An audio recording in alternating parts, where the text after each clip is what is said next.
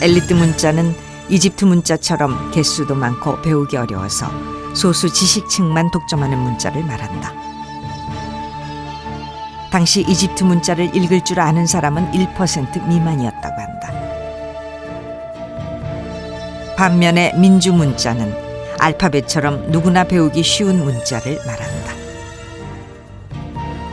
정보와 지식을 모든 사람이 공유할 수 있게 해주는 문자. 이런 문자를 민주 문자라고 한다. 한글은 당연히 그거는 민주 문자죠. 왜 그런가 하면은 세종대왕이 창제하신 동기부터가 일반 백성의 그 글자 생활을 편하게 하기 위해서 한 겁니다. 그러니까 세종대왕의 사상 자체가 우선 민주적이었어요. 그리고 한자가 너무도 어렵기 때문에 그 일반 국민들은 이거를 배우기도 어렵고 쓰기도 어렵고 하니까 이 소통이 안 된다 하는 그런 생각 때문에 하신 거죠. 한글이 이쪽에 완전히 그 민주적인 거라면은 한자는 저쪽 끝에 있는 그야말로 이 지배자의 문자다. 그러나 민주 문자인 한글은 순탄한 길을 걷지 못했다. 한글이 창제되자마자 최만리를 중심으로 한 지식층은 강력하게 반발했다. 한자를 포기한다는 것은 그들의 기득권을 포기하는 것과 마찬가지였다. 쉬운 문자가 만들어졌지만 조선의 공식적인 문자는 여전히 한자였다. 한글은 단지 아녀자들이나 쓰는 글로 홀대받으며 겨우 명맥을 이어갔다. 그 후 400여 년 동안 한글은 가치를 인정받지 못했다.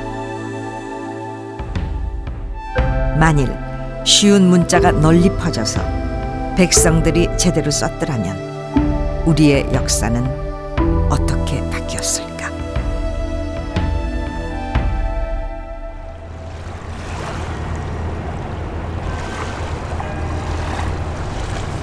독일의 중서부에 위치한 마인츠시. 2000년의 역사를 자랑하는 이 도시엔 세종대왕과 같은 해에 태어난 또 한 사람의 의인이 있다. 그의 이름은 요하네스 구텐베르크. 금속활자 인쇄술로 세계사의 흐름을 바꿔놓은 사람이다. 그는 독일뿐 아니라 유럽, 아니 전 세계에서 정보혁명을 일으킨 위대한 인물로 추앙받고 있다.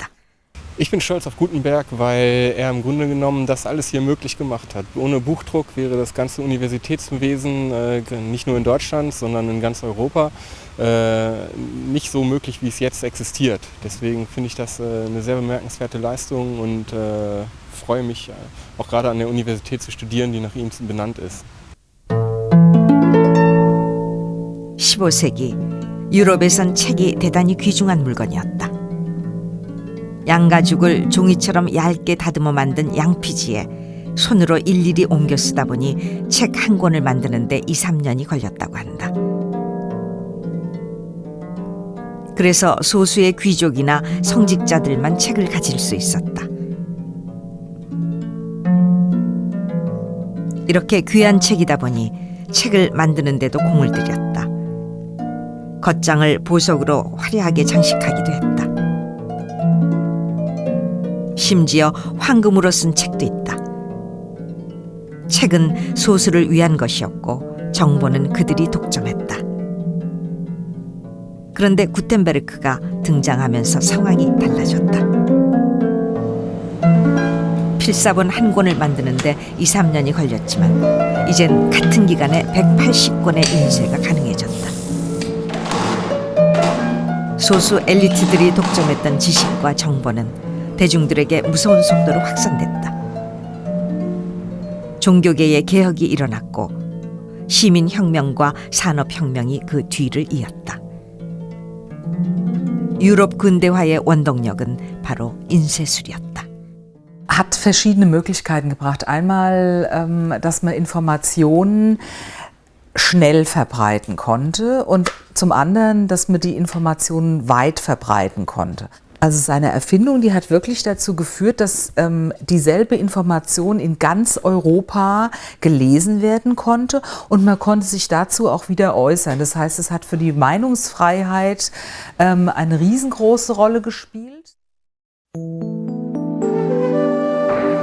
우리나라에도 세상을 바꿀 만한 인쇄술은 분명 있었다.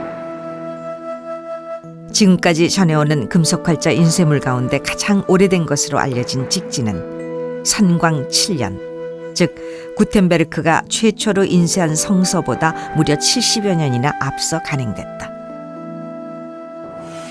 지난 2001년 직지는 유네스코의 세계 기록유산에 정식으로 등재됐다. 우리나라가 세계 최초의 금속활자 발명국이라는 것을 전 세계가 인정한 것이다. 구텐베르크가 인쇄를 시작할 당시 조선은 이미 인쇄 문화의 꽃을 피우고 있었다. 특히 세종대왕 때 만든 갑인자는 활자 스스로 서 있을 정도로 기술이 발달했다. 인쇄에 필요한 종이며 먹을 제작하는 기술도 세계 최고 수준이었다. 하지만 조선의 인쇄술은 정보혁명을 이끌진 못했다. 인쇄술이라는 테크놀로지는 차이가 없습니다. 동양이나 서양이나. 차이가 있다면 우리가 한 200년 앞서서 개발했다는 그런 차이가 있는 거죠. 그런데 그걸 누가 썼느냐, 그 테크놀로지를 누가 장악하고 있었냐. 우리는 봉건 정부가 장악하고 있었고, 서양에서는 새로 대두한 부르주아지가 그 테크놀로지를 장악하고 있었습니다. 그러니까 어떤 테크놀로지 자체가 중요한 게 아니라 그 테크놀로지를 누가 가지고 있었느냐, 그에 따라 달라지는 거죠. 청주 흥덕사에서 간행된 직지는 승려들의 수행을 위한 책이다. 백성들은 볼 기회도 없었을 뿐만 아니라 한자로 적혀 있어 읽을 수도 없었다. 직지는 소수를 위한 책이었다. 겉장을 화려하게 장식한 의궤는 조선시대 왕실이나 국가의 주요 행사 등을 기록한 책이다. 이 책을 만드는데 금속 활자가 쓰이긴 했지만 고작 9권을 인쇄했을 뿐이다. 인쇄술의 목적은 대량 생산해서 널리 보급하는 데 있다. 그러나 조선의 인쇄술은 한자를 아는 소수에게만 쓸모있는 기술이었다.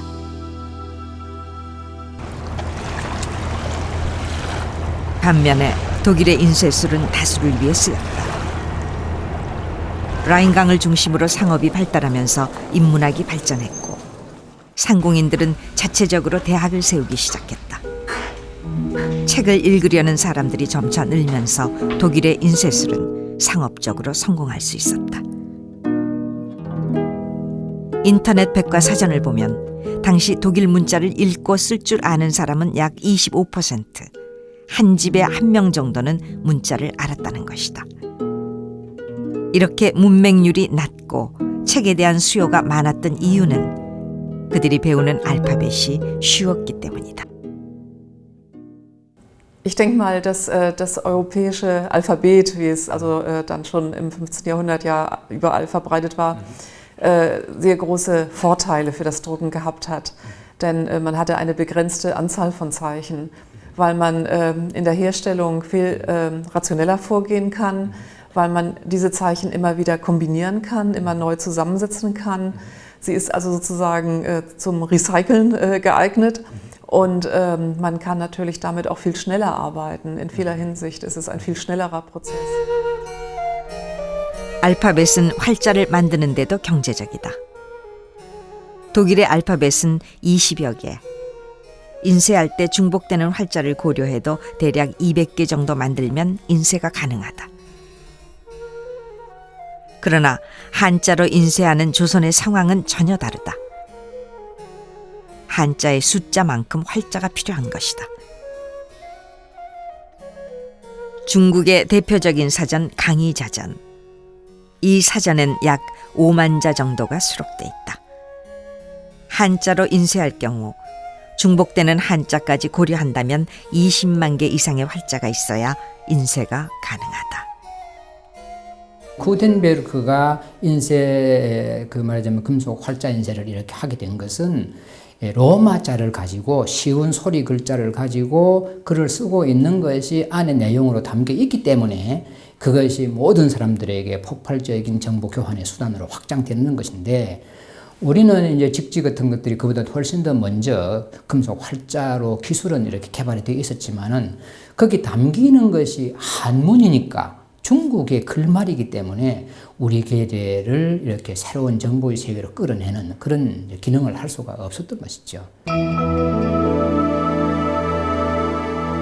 우리나라는 세계에서 가장 앞선 금속 활자 인쇄술과 언어학자들도 부러워하는 과학적인 문자를 갖고 있다. 만일 뛰어난 기술력의 한자 대신 쉬운 한글을 접목했더라면 구텐베르크 못지않은 변화도 가능하지 않았을까.